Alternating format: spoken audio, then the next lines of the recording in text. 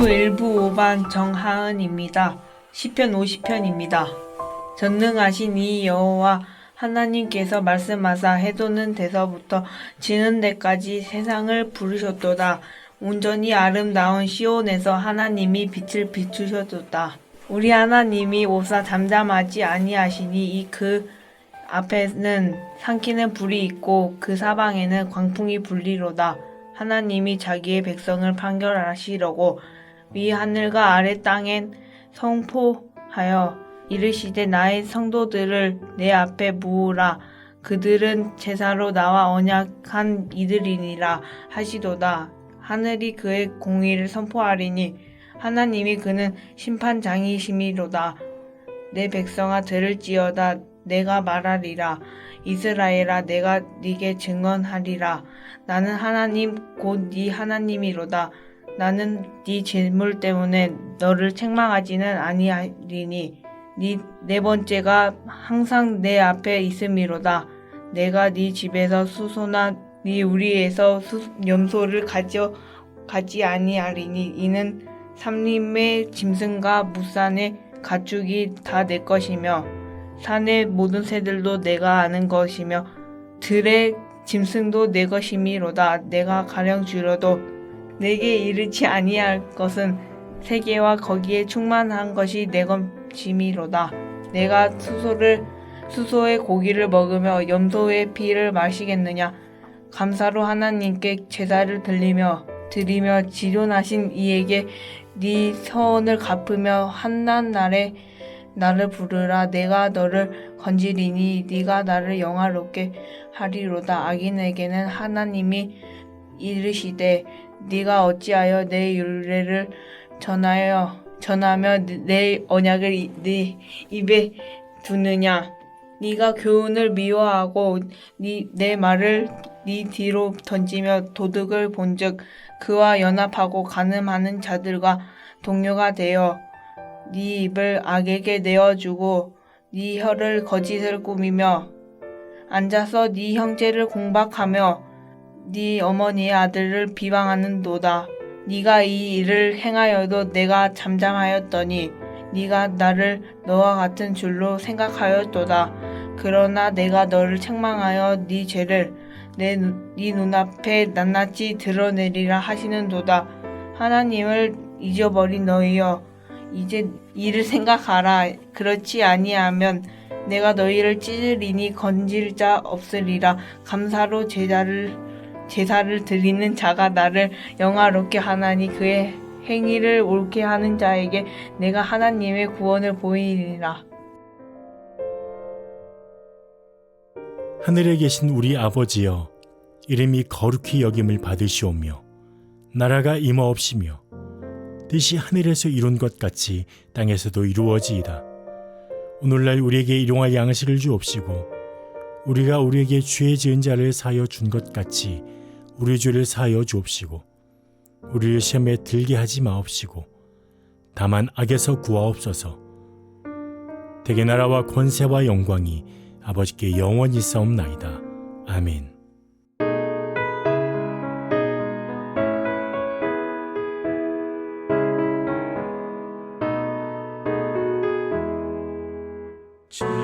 지금까지 지내온 것 주의 크신 은혜라. 한이 없는 주의 사랑 어찌 말하랴.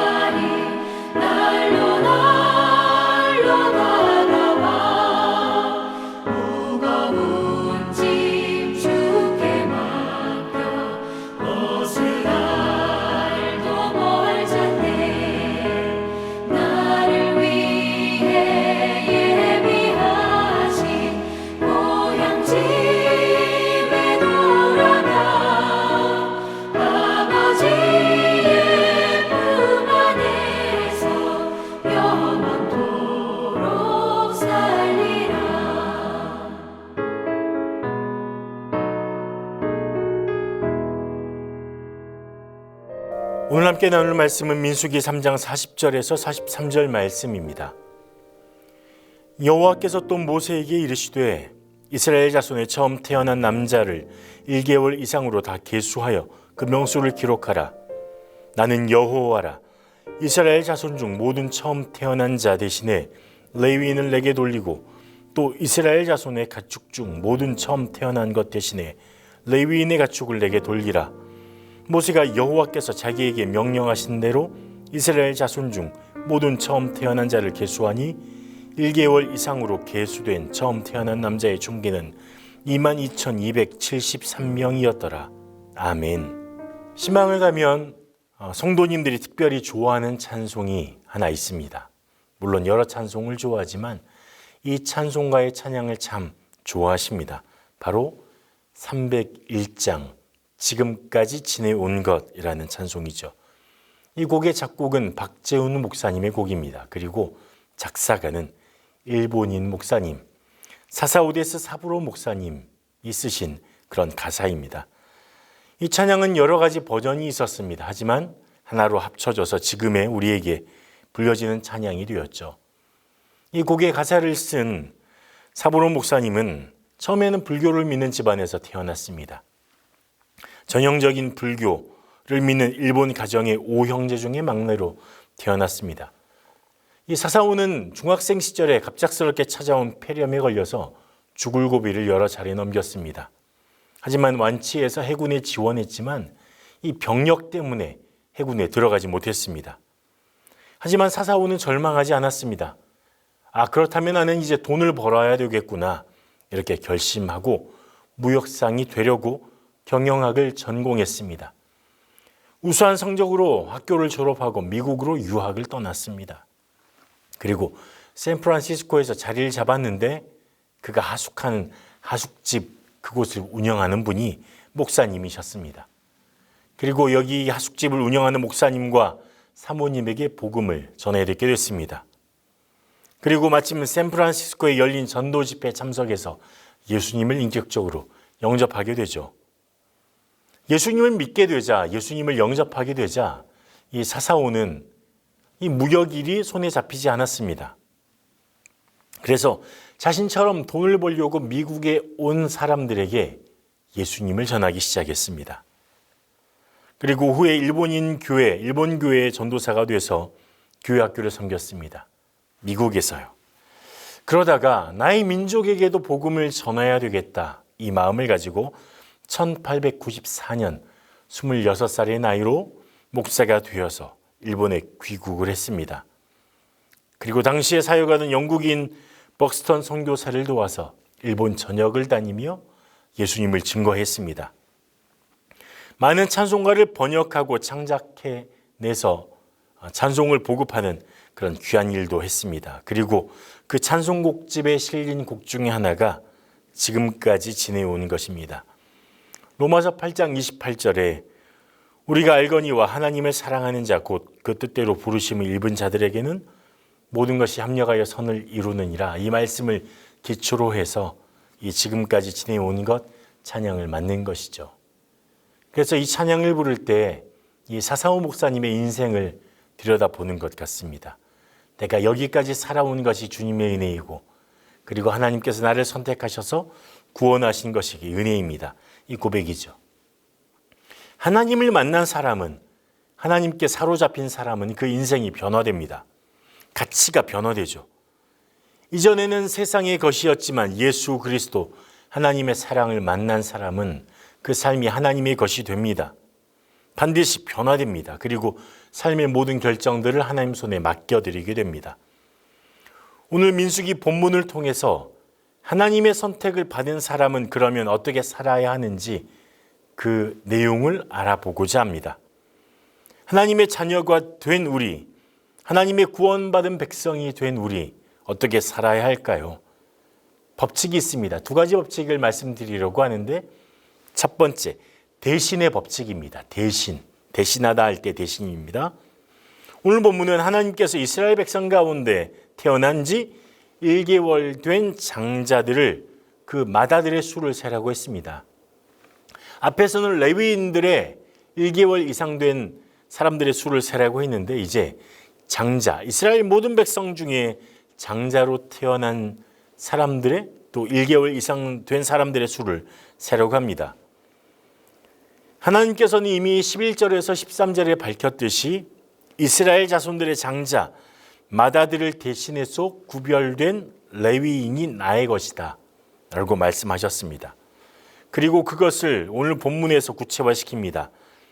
나는 여호와라, 이스라엘 자손 중 모든 처음 태어난 자 대신에 레위인을 내게 돌리고 라고 말하고 있습니다.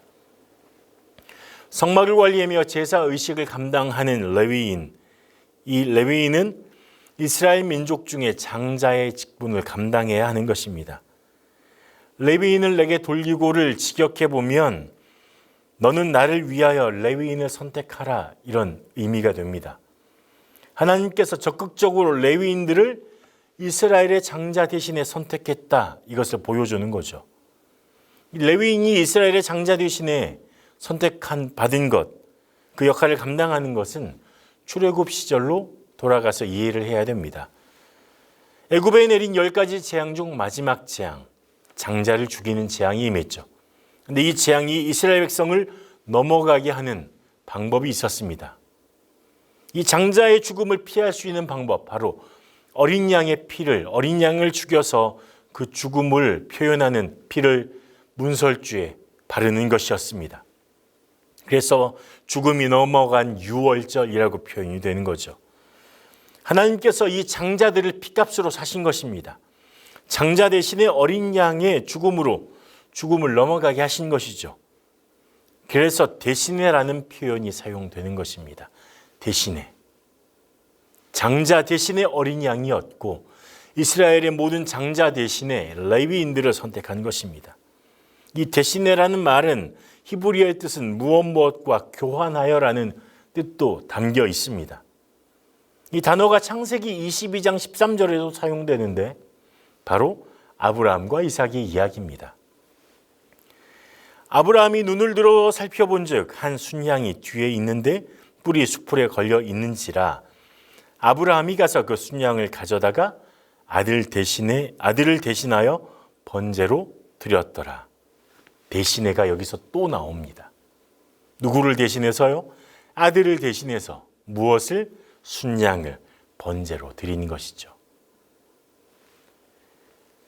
아브라함이 이삭을 번제로 드리려고 했을 때 순양을 대신해서 제물을 삼으신 것처럼 이스라엘 백성의 장자를 죽이는 대신에 어린 양을 죽여서 그 죽음을 피해가게 하신 것처럼 이스라엘 모든 백성의 장자를 대신해서 레위 지파, 레위 족속을 대신해서 하나님의 소유로 삼으신 것입니다. 여기서 그칠까요? 아닙니다. 이 대신의 법칙이 가장 중요하게 적용되는 한 분이 있습니다. 바로 예수님입니다. 마가복음 10장 45절에 보면 인자가 온 것은 섬김을 받으려 함이 아니라 도리어 섬기려 하고 자기 목숨을 많은 사람의 대속물로 주려 함이니라. 많은 사람의 대속물로, 대신 죽는 제물로 주신다는 거죠. 우리 대신에, 나 대신에 예수님이 대속물이 돼서, 제물이 돼서 대신의 죽임을 당하신 것입니다. 우리는 하나님께서 우리를 구원하시기 위해서 만들어 두신, 정해 두신 대신의 법칙 안에 살아가고 있습니다. 예수님의 대속하심은, 우리를 대신해 죽으심은 우리의 삶이 하나님에게 속해 있다는 것을 보여주는 것입니다. 예수님이 우리 대신에 죽으심으로 우리를 죽음에서 건지셨고, 그리고 우리를 하나님의 소유로 삼으신 것입니다. 그러면 여기서 끝날까요? 아닙니다. 우리 또한 대신의 법칙을 실행하며 살아가야 되는데 어떤 걸 실행해야 할까요? 마가복음 28장 18절에서 20절에 이렇게 말합니다. 예수께서 나와 말씀하여 이르시되 하늘과 땅의 모든 권세를 내게 주셨으니 그러므로 너희는 가서 모든 민족을 제자로 삼아 아버지와 아들과 성령의 이름으로 세례를 베풀고 내가 너희에게 분부한 모든 것을 가르쳐 지키게 하라. 볼지어다 내가 세상 끝날까지 너희와 항상 함께 있으리라 하시니라. 예수님이 승천하시기 전에 하신 명령입니다. 그리고 우리에게 주신 사명, 소명이죠. 예수님 대신에 우리가 행해야 할 일이 바로 여기 있는 것입니다. 우리 대신에 죽으신 예수님이 우리에게 예수님 대신에 하라고 하신 일, 하늘과 땅의 모든 권세를 지니신 예수님이 우리에게 명령하신 일, 바로 모든 민족에 나아가서 그들을 제자로 삼는 것, 예수님을 모르고 부인하는 자들에게 예수님의 사랑을 전하는 것, 하나님의 사랑 안에서 말씀 안에서 살아가도록 그들을 가르치고 그 말씀을 따라 살아가도록, 지켜 살아가도록 하는 것, 그것이 우리의 사명입니다. 예수님 대신에. 이 대신의 법칙은 하나님의 사랑, 구원을 우리에게 주신 법칙일 뿐만 아니라 우리가 살아가야 될 소명의 법칙이기도 합니다. 복음을 가르쳐 지키게 하는 것, 이 놀라운 법칙, 나를 구원하신 법칙, 이 법칙 안에서 하나님의 사랑을 누리고 사랑을 증거하는 여러분 되시기를 축복합니다. 두 번째 법칙이 있습니다. 구원받은 백성, 하나님의 자녀가 된 우리가 살아가야 할 두 번째 법칙은 바로 소유권 이전 법칙입니다. 41절에 나는 여호와라, 이스라엘 자손 중 모든 처음 태어난 자 대신에 레위인을 내게 돌리고, 또 이스라엘 자손의 가축 중 모든 처음 태어난 것 대신에 레위인의 가축을 내게 돌리라. 앞에는 대신에였는데 이제는 돌리라에 좀 집중을 해보겠습니다. 하나님은 레위인과 레위인의 가축을 하나님께 돌리라고 말하고 있습니다. 이 돌리다라는 말의 의미는 히브리어에서 여러 가지 의미로 사용이 됩니다. 취하다, 또 이끌어내다, 어떤 것을 누구에게 받다, 데리고 오다, 이런 다양한 의미를 가진 단어입니다. 근데 여기서는 돌리다라는 말은 소유권과 관련이 되어 있습니다. 돌리다, 소유권을 주님께 넘겨드리는 거죠. 이스라엘 대표에서 레위인이 하나님의 소유가 됐다, 소유권이 하나님에게 있다라는 것입니다. 우리는 때때로 내 삶이 내 것인 것처럼 살아갑니다. 내 마음대로 해도 되는 것처럼 살아가죠. 그래서 내 마음에 합한 대로, 내 생각대로 계획을 짭니다. 새해가 되어서 우리는 많은 결심과 결단을 했습니다.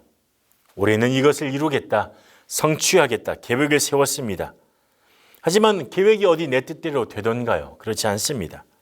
우리의 계획은 자주 틀어집니다. 그래서 실망하고 좌절하죠. 낭망할 때도 있습니다. 안 되는구나 할 때가 있습니다. 하지만 내 계획이 아니라 하나님의 계획을 따라간다면 실망할 필요가 없습니다. 왜냐하면 우리의 삶의 걸음이 하나님의 뜻 안에 있기 때문에 지금 내가 하는 것이 조금 연약하고 조금 뒤처진 것 같고 실패하는 것 같아 보일지라도 하나님의 계획은 반드시 성공할 것이기 때문입니다.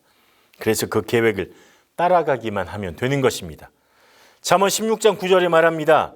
사람이 마음으로 자기의 길을 계획할지라도 그의 걸음을 인도하시는 이는 여호와시니라. 우리의 삶의 걸음, 길을 인도하시는 분이 여호와십니다. 그래서 우리는 우리의 삶의 계획을 맡겨야 합니다. 내 계획대로 되지 않는 것을 깨달아야 합니다. 1960년대 중반에 프랑스 남부의 아를 지방에 이곳에 살던 할머니가 한 분이 계셨습니다. 그분의 이름은 짠느 칼망이셨습니다. 그런데 이 할머니에게 어떤 변호사가 제안을 합니다. 할머니가 살던 아파트를 자기가 샀으면 좋겠다. 근데 이 매매 조건에 특별한 매매 조건을 걸었습니다. 이 할머니가 살아계시는 동안에 매달 2,500프랑을 지급하고 할머니가 사망하면 소유권을 넘기기로 한 것이었습니다. 이 계약 조건은 두 사람 다 만족하게 했습니다. 별다른 소득이 없었던 90세의 할머니에게 매달 생활비가 지급되는 것이죠.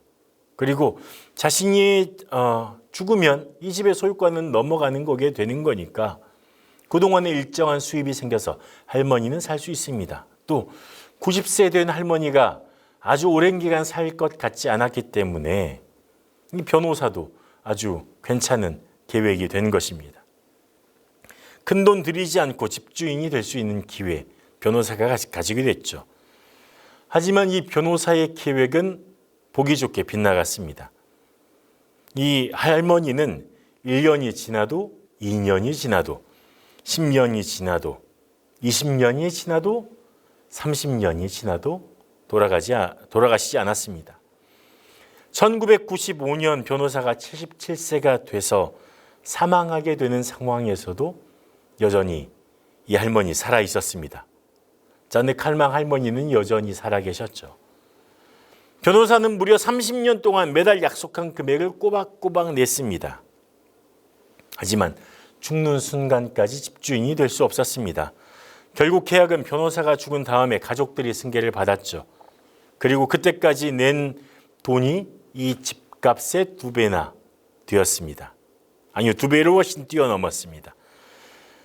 그리고 변호사가 사망한 다음에 잔느 칼망 할머니는 2년을 더 살았습니다. 그리고 1997년 8월 4일 122세의 나이로 사망했습니다. 그리고 세계 최장수자로 기네스북에 오르게 됐습니다. 계획은 내게 있는 것이 아닙니다. 우리가 아무리 철두철미하게 계산을 하고 계획을 해도 이 계획이 우리 뜻대로 되는 법은 흔치 않습니다. 계획은 내게 있는 것이 아니라 하나님에게 있습니다. 그 계획을 이루시는 분은 하나님이십니다. 이 말은 내 삶의 소유권이 하나님에게 있음을 인정해야 한다는 것입니다. 내 삶의 소유권을 하나님께 온전히 이전한 사람은 삶의 어려움이 닥쳐와도 실망하거나 좌절하거나 낙담하지 않습니다. 넉넉히 이겨낼 힘을 가질 수 있습니다. 왜냐하면 내 계획, 내 능력으로 했을 때는 이 모든 계획이 내가 온 정성을 쏟아서 내 모든 능력을 동원해서 세운 계획이 실패했구나. 내가 실패한 게 되죠. 하지만 하나님이 세운 계획을 따라가면 그 계획은 반드시 성공할 것이기 때문입니다. 하나님께서는 이스라엘 백성을 광야길로 보내셨습니다. 이스라엘 백성의 계획에 그곳에 40년 동안 산다는 그런 계획은 없었습니다. 하지만 하나님의 계획은 그 광야의 시간을 거내면서 이스라엘 백성을 훈련시키고 하나님의 것으로 만드셨습니다. 하나님께서는 그 광야길을 통해서 이스라엘 백성에게 만나도 주시는 계획을 가지고 계셨고 물을 내시는 계획도 가지고 계셨습니다. 백성들이 원망할 때 그들을 다시 온전하게 일으키는 계획도 가지고 계셨습니다. 이스라엘 백성의 입장에서는 여전히 광야 길이었지만 하나님의 계획 안에서 이스라엘 백성은 가나안으로 가고 있었습니다. 나의 소유권을 하나님 앞에 넘길 때, 나의 계획을 모두 주님께 맡길 때 우리의 삶은 그때 비로소 온전해지는 것입니다. 2023년입니다. 나의 소유권을 하나님 앞에 모두 내어드립시오. 그리고 하나님께서 일하시도록 맡겨드리는 것입니다. 그리고 내 대신에 나를 대신하여 죽으신 예수님을 따라서 그분의 소유권을 인정하며 하나님의 나라를 일구어가는 여러분 되시기를 간절히 축복합니다. 기도하겠습니다. 하나님, 나 대신에 죽으시고 부활하신 예수님을 따라가게 하여 주시길 원합니다. 예수님 대신 세상에 보냄을 받았음을 깨닫고 또 복음을 증거하는 그 증거자의 삶을 살 수 있기를 원합니다. 또 나의 삶의 소유권이 하나님에게 있음을 깨닫고 나의 계획을 철두철미하게 세우는 것에 앞서서 내 삶을 계획하시고 인도하시는 하나님의 뜻을 물어보고 그 하나님의 계획을 살펴보고 또 하나님의 계획에 따라갈 수 있는 지혜와 믿음을 달라고 구할 수 있는 우리가 되길 소망합니다. 그래서 한 해를 하나님 손에 맡겨드리며 때로는 힘든 상황 가운데서도 실망하거나 좌절하지 않고 하나님의 계획 가운데 있음을 믿음으로 고백하고 일어나 하나님의 계획을 따라 주님을 따라가는 그런 우리의 삶이 되길 간절히 소망하니 주의 성령께서 우리를 붙들어 주시고 이끌어 주시옵소서. 예수님의 말씀을 따라가는 우리가 되게 하여 주시옵소서. 우리의 삶을 하나님 앞에 다시 한번 맡겨드리며 소유권이 주님에게 있음을 고백하며 예수님 이름으로 기도합니다. 아멘.